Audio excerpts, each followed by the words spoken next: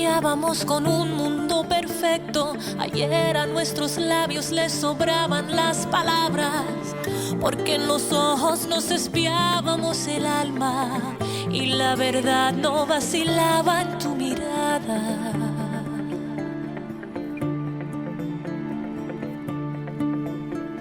Ayer nos prometimos conquistar el mundo entero. Ayer tú me juraste que este amor sería eterno, porque una vez equivocarse es suficiente para aprender lo que es amar sinceramente.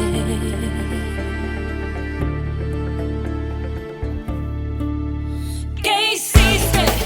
Hoy destruiste con tu orgullo la esperanza. Hoy empañaste con tu furia mi mirada. Borraste toda nuestra historia con tu rabia y confundiste tanto amor que te entregaba con un permiso para así romperme el alma. ¿Qué hiciste?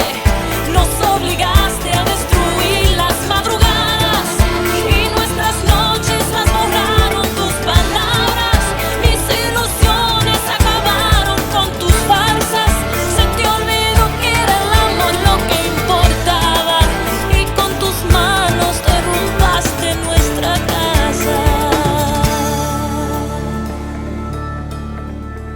Mañana que amanezca un día nuevo en mi universo. Mañana no veré tu nombre escrito entre mis versos.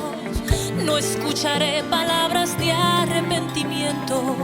Ignoraré sin pena tu remordimiento.